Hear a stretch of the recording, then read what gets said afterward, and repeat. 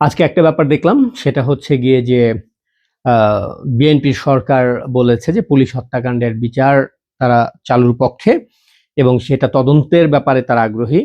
তো এটা শোনার পর থেকে জুলাই সন্ত্রাসীদের টোকাইদের ভেতরে একজনের হাহাকার পড়ে গেছে, একটা ভীষণ আতঙ্ক। কি বলে যে, ধরেন কুকুর যখন পাগল হয়ে যায় তখন যে রাস্তায় যেরকম নেড়িকুত্তা ঘেউ ঘেউ করে পাগলের মতো চিৎকার করে, ঠিক সেই চিৎকারটা আমরা দেখতেছি। আজকে দেখলাম ওই যে রাফি যে আছে, রাফি হচ্ছে গিয়ে টোকাই রাফি, যেটা হচ্ছে বউয়ের কারণে বিখ্যাত। সেই চট্টগ্রামের টোকাই বাচ্চাটা আজকে হচ্ছে গিয়ে সে একটা পোস্ট দিছে যে বিএনপি এটা কেমন কথা, জুলাইতে যারা পুলিশ হত্যা করছে তাদেরকে কেন বিচার হবে? হ্যাঁ, পুলিশ হত্যা তো সবাই করছে, বিএনপির লোকজনও ছিল, তাইলে কি এখন বিএনপির লোকজনকে ফাঁসি দেবে? এটা কেমন কথা? এদের জন্য পুলিশ হত্যা জায়েজ। বিএনপি বলছে যারা স্থাপনাগুলো ধ্বংস করছে। আপনার ক্ষোভ ছিল শেখ হাসিনার উপরে, আওয়ামী লীগের উপরে। মেট্রো রেল কি ক্ষতি করছে? মেট্রো রেল কি ক্ষতি করছে? মুক্তিযুদ্ধের স্মারকগুলো কি ক্ষতি করছে? গণভবন কি ক্ষতি করছে? অতএব এই হায়নার বাচ্চারা লুটপাট করে 18 মাস এবং দুর্নীতির চিত্র যেভাবে বেরোয় আসছে আপনারা সবাই দেখতে পাচ্ছেন, কি কি বেরোচ্ছে এখন আস্তে আস্তে। এটা তো মাত্র শুরু, আরো অনেক বেরোবে।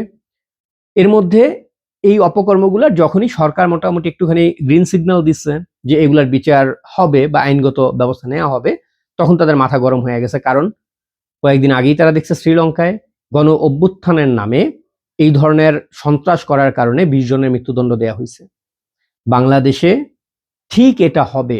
বিএনপি সরকার কতটুকু করবে আমি জানি না।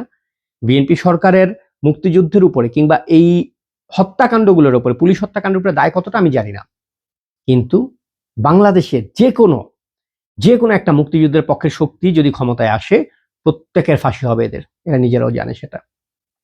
আরেকদিকে দেখলাম যে রাষ্ট্রপতি যে একটা ভাষণ দিয়েছে, তাকে এত বছর যে নির্যাতন করা হয়েছে, 18 মাস যে নির্যাতন করা হয়েছে রাষ্ট্রপতিকে, যে সংবিধান বিরোধী কার্যকলাপ করা হয়েছে, রাষ্ট্রপতির বিদেশ থেকে 2বার ইনভাইটেশন এসেছে, সেই ইনভাইটেশন তার কাছে পৌঁছানো হয়নি, বরং ইউনুস গ্যাং নিজেরাই চিঠি লিখে দিছে যে আমি এখন ব্যস্ত আছি, আমি আসতে পারবো না, অনুষ্ঠানে অংশ নিতে পারবো না, এবং সেই চিঠি রাষ্ট্রপতির কাছে পাঠানো হয়েছে যে আপনি স্বাক্ষর করে দেন। এদের বিষয়টা হচ্ছে গিয়ে যে রাষ্ট্রপতির মতো একটা পদ, যেই পদে তার কাছে ইউনুসের হচ্ছে রিপোর্টিং করবার কথা, 14 বার সে বিদেশ সফর করছে, একটা বার এসেও কোনো রিপোর্ট দেয়নি রাষ্ট্রপতিকে। রাষ্ট্রপতিকে উৎখাতের জন্য বিভিন্নভাবে ষড়যন্ত্র করেছে, চেষ্টা করেছে। তো এই সব বিষয়গুলি হচ্ছে মনে করেন সংবিধান বিরোধী। সংবিধান অনুযায়ী এদের প্রত্যেকের মৃত্যুদণ্ড হবে, ইউনুস সহকারে প্রত্যেকটা টোকাইর বাচ্চা যারা সংবিধান লঙ্ঘন করেছে। তো এরা ভেবেছিল রাষ্ট্রপতি কোনোদিনই বোধহয় মুখ খুলবে না, রাষ্ট্রপতি গোপন রাখবে। জামায়াত, পাকিস্তানপন্থী জামায়াতের যে আজহার নামে একটা রাজাকারের বাচ্চা আছে, সেই রাজাকারের বাচ্চা আজকে বলতেছে রাষ্ট্রপতি এইগুলা প্রকাশ করে দিয়ে তার গোপনীয়তার যে শর্ত সেটা ভঙ্গ করেছে। রাষ্ট্রপতিকে তোমরা যা মন চায় করবা, কিন্তু সে কিছু বলতে পারবে না, সে সবকিছু চুপ করে বসে থাকতে হবে। ওরা আশা করছিল যে এগুলো কোনোদিন প্রকাশ হবে না, সেই ভরসায় যাবতীয় অপকর্ম এতদিন করছে। এখন দেখলাম আজকে নাহিদ বসে চিল্লাইতেছে যে এই রাষ্ট্রপতি কিন্তু আমাদের সাবেক রাষ্ট্রপতি জিয়াউর রহমানের বিরুদ্ধে কথা বলেছে, এই রাষ্ট্রপতি কিন্তু আমাদের মা খালেদা জিয়ার বিরুদ্ধে কথা বলেছে, তারেক জিয়া আপনি প্লিজ তাকে মাফ করেন না। এখন তারা জিয়াউর রহমানকে বাপ ডাকতেছে, এই টোকাইয়ের বাচ্চাগুলা এখন মা ডাকতেছে খালেদা জিয়ারে, শুধুমাত্র নিজের গোয়া বাঁচানোর জন্য। কারণ ওরা জানে যে ওরা কি অপরাধগুলো করছে, বাংলাদেশ সংবিধানে সেই অপরাধের সাজা কি। আওয়ামী লীগের দরকার নাই। এই বাংলাদেশে যে আইন কানুন রয়েছে, সেই আইন অনুযায়ী ওরা যা যা করছে প্রত্যেকের ফাঁসি হবে। পৃথিবীর কোনো ল নাই কারো বাবার ক্ষমতা নেই ওদেরকে ফাঁসির হাত থেকে বাঁচায়। আজকে ওরা বাঁচার জন্য তারেক জিয়ারে বাপ ডাকতেছে। ওরা ভাবছিল, ওই যে প্রথম দিকে আপনারা দেখছেন যে এনসিপির এক টোকাই নাসিরউদ্দিন পাটোয়ারি, ও একটা ইন্টারভিউতে বলছিল যে 400 আসনের ভিতরে 300 আসনই এনসিপি জিতবে। ওরা তো বুঝে গেছে বাঙালিকে জুলাইতে যে বোকাচোদা বানানো হয়েছিল এটা খুব বেশি সময় বানায় রাখা যাবে না, এইটা বাস্তবতা। সেই জায়গা থেকে ওরা ধরেন কি বলে 18 মাসে ওরা দেখছে, আপনারা দেখছেন যে এই যে এত ওদের মাঝে এত দাবি দেওয়া, এত আন্দোলনের ডাক দিল, ওরা কোনো আন্দোলন নিয়ে কেউ রাস্তায় দাঁড়াতে পারছে? পারেনি। ওসমান হাদির মতো একটা লাফাঙ্গা পাকিস্তানপন্থী এক রাজাকারের বাচ্চাকে যখন সেই ওসমান হাদির কি বলে বিচারের জন্য ওরা যমুনা ঘেরাও করতে গেল, আপনাদের মনে আছে সে সময় কি পিটানি দেয় না ফিডেইস করে? পিডে হতে হালাইছে একটারে। তারপরে কি হয়েছে? নেরি কুত্তার মতো সবগুলো ওখান থেকে ভাগছে। ওরা কি কইতে পারছে রাজুতে আয়? কইতে পারে নাই। কারণ ওরা জানে যে দেশের মানুষ ওদের উপরে কি পরিমাণ ক্ষুব্ধ, কি পরিমাণ ত্যক্ত বিরক্ত এবং ওদের উপরে কি পরিমাণ ঘেন্না মানুষের। অতএব ওরা এখন কোনো আন্দোলন ডাক দেওয়ার ক্ষমতা ওদের নাই।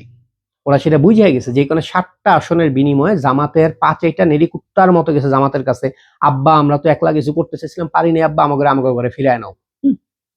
যে 7টা আসনের বিনিময়ে ওরা জোট বাইন্ধা কি বলে যে আপনার নির্বাচন করলো জামায়াতের সাথে। কারণ ওরা বুঝে গেছে ওরা কয় জায়গায় জিততে পারবে। তো 300 আসন জায়গায় 30 আসন পাইছে, এর মধ্যে 7টাই জিতছে 30 আসনের মধ্যে। তো একবার চিন্তা করেন এদের পরিস্থিতি কোথায় গিয়ে দাঁড়াইছে। এরা মনে করছিল এই দেশের বাপ মা তারা হয়ে গেছে, দেশের মালিক তারা হয়ে গেছে। এবং আপনারা দেখছেন বিভিন্ন সময় এই যে ভিপি নূর, এই টোকাইয়ের বাচ্চা টোকাই, হ্যাঁ, মাইর খাওয়া ভিপি, ওই যে মনে করেন কয়েকদিন আগেও বলছে যে যদি বিএনপি আবার ক্ষমতায় আসে সেই একই রাজনীতি শুরু হবে, বিএনপিকে ঠেকাতে হবে, আমাদের ঐক্য গড়ে তুলতে হবে। সেই টোকাইয়ের বাচ্চা ধানের শীষ প্রতীক নিয়ে আবার নির্বাচন করছে জেতার জন্য। কারণ ওরা প্রত্যেকেই জানে এই দেশের রাজনীতিটা আসলে আওয়ামী লীগ বিএনপির রাজনীতি। ওর বাপ জামায়াতকে দিয়েও কিছু হবে না, আর এনসিপি তো 2 দিনের টোকাই। হ্যাঁ, রাজাকারদের যে পুরানা সংগঠন, সেই পুরানা সংগঠন দিয়েই কোনো মতে মানে হালে পানি পায় নাই। এইবার প্রশাসন থেকে শুরু করে স্বয়ং ইউনূস জামাতের পক্ষে ছিল, আমেরিকা জামাতের পক্ষে ছিল, হ্যাঁ, পাকিস্তান আর তুরস্কের কথা তো বলারই দরকার নাই। তারপরেও পারে নাই জামাতকে ক্ষমতায় আনতে। সেখানে জুলাইয়ের পরে এনসিপির বাচ্চারা 2-4টা মন্ত্রণালয় দখল করে বৈশা টোকাইয়ের বাচ্চাগুলায়, হ্যাঁ, আসিফ মাহমুদ, সজীব ভুইয়া, মাহফুজের মতো হিরোইনচি, এইগুলা 2-1টা মানে সচিবালয়ের পদ দখল কইরা তারা ভাইবা গেছিল বাংলাদেশ তো আমাদের দখলেই চলে আসছে। এখন বুঝতেছে দিনে দিনে বহু বাড়ি আছে দেনা শুধিতে হইবে ঋণ। এখন ঋণ শোধ করবার যখন সময় আসছে, একমাত্র বাঁচার পথ হিসেবে তারেক জিয়াকে বাপ ডাকা শুরু করছে। এখন তারেক জিয়া সকাল বিকাল পাচারা শুরু করছে। আপনারা ভাবেন এই বিএনপির বিরুদ্ধে এরা জুলাইয়ের পরে কি কি বলছে। এরা বিএনপির এক একজন নেতাকে কিভাবে হুমকিগুলা দিচ্ছে, সেগুলা কোনো কিছু না। এখন তারা বারবার মনে করা দেয় তারেক জিয়া এই রাষ্ট্রপতি, আওয়ামী লীগ কিন্তু বিএনপির উপরে নির্যাতন করেছে। হ্যাঁ, তারিক আব্বা তুমি ভুলে যেও না, তোমার নেতাকর্মী থেকে মামলা দিয়েছি, আওয়ামী লীগকে আসতে দিও না। বিষয় সেটা না, বিষয় হচ্ছে তারেক কি করবে, বিএনপি কি করবে, সেটা তাদের রাজনীতি।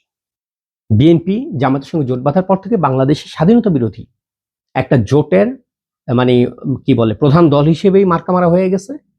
গত 17 বছর এই দেশে যে বিএনপি দাঁড়াইতে পারেনি তার মধ্যে অন্যতম একটা কারণ ছিল স্বাধীনতা বিরোধী অবস্থান, রাজাকারদের সঙ্গে জোট বাঁধা। সেই জোট, সেই রাজাকারপন্থী রাজনীতি, সেই মুক্তিযুদ্ধ বিরোধী রাজনীতি বিএনপি করবে কিনা এখনো সেটা ডিসিশন বিএনপি নেবে, সেটা নিয়ে আমাদের কোনো মাথা ব্যথা নেই। কিন্তু যে রাজাকারের বাচ্চারা এখন নিজের গোয়া বাঁচানোর জন্য, আইনগত জায়গা থেকে নিজে বাঁচার জন্য যারা হচ্ছে কেন ঘুরে ঘুরে তারেক জিয়াকে বাপ ডাকতেছে, মা ডাকতেছে, আমি তো তাদের অতীতটা মনে করায় দিতে চাই। কয়েকদিন আগে এদের কণ্ঠস্বর কি ছিল, কয়েকদিন আগে তারা কি বলছে, এখন পর্যন্ত অনলাইন ঘাটলে পাওয়া যাবেন বিএনপি সম্পর্কে, বিএনপির নেতাদের সম্পর্কে কি কি বলছে তারা। আজকে স্বরাষ্ট্রমন্ত্রী যাকে বানানো হয়েছে বিএনপি সালাউদ্দিন, তাকে নিয়ে কি বলছে, এগুলো সবগুলো অনলাইনে আর্কাইভ আছে। তাদের কি এখন আবার বলতেছে রাষ্ট্রপতিকে অপসারণ করতে হবে, রাষ্ট্রপতিকে জেল দিতে হবে। আজকে নাহিদ এটা নিয়ে কান্নাকাটি করলো। এই রাষ্ট্রপতি কিন্তু তারেক জি মানে কি বলে বেগম জিয়ার বিরুদ্ধেও কথা বলেছিল। হ্যাঁ, বিভিন্ন নাটক মারায় তারা এখন হালে পানি পাইতে চাইতেছে। ডাকসুর আরো কয়েকটাকে দেখছেন আজকে সংবাদ সম্মেলন করে কান্নাকাটি করে বেড়াচ্ছে। এই কান্না চলমান থাকবে। প্রত্যেকটা পুলিশ হত্যার মানে চূড়ান্ত বিচার হবে, প্রত্যেকটা মুক্তিযুদ্ধের স্মারক ভাঙার চূড়ান্ত লেভেলের বিচার হবে। এই বিচার পৃথিবী থেকে আটকাতে পারবে না, আজকে হোক কালকে হোক। একটা শুধুমাত্র সুখবর আছে, সেটা হচ্ছে জুলাই সন্ত্রাসে যারা জড়িত ছিল, জুলাই সন্ত্রাসীগুলা যারা রয়েছে, এই টোকাইয়ের বাচ্চাগুলা ম্যাক্সিমাম জেনজি। জেনজি মানে হচ্ছে ওদের বয়সটা এত কম যে আজকে না, শুধু 50 বছর পরেও যদি মানে মুক্তিযুদ্ধের পক্ষের কোনো দল ক্ষমতা আসে, 50 বছর পর চাইলে ওরা মরবে না, ওরা বাইচা থাকবে। ওদেরকে বিচারের আওতায় আনার সুযোগটা আরো 50-60 বছর পর্যন্ত থাকবে। কারণ ওদের যেই বয়স, সেই বয়স অনুযায়ী ওরা আরো অন্ততপক্ষে 50 বছর বাঁচবে আশা করা যায়। অতএব আজকে বিএনপি কি করবে সেটা ভাবনার বিষয় না, কিন্তু যারা মুক্তিযুদ্ধের স্মারকে হাত দিছে, যারা বাংলাদেশের সংবিধান লঙ্ঘন করেছে, তাদের প্রত্যেকের সর্বোচ্চ সাজা হবে এবং স্পষ্টভাবে ফাঁসি হবে। সেটা আজকে হোক, 1 বছর পরে হোক, 2 বছর পরে হোক, 5 বছর পরে হোক, 10 বছর পরে হোক, 20 বছর পরে হোক।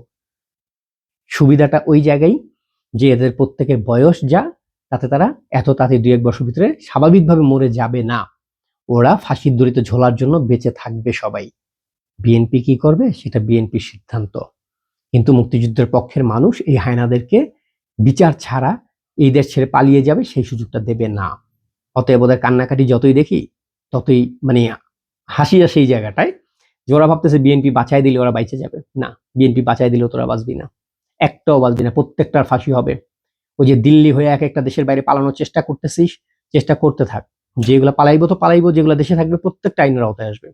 এটার কোনো অন্যথা হবে না। ধন্যবাদ সবাইকে।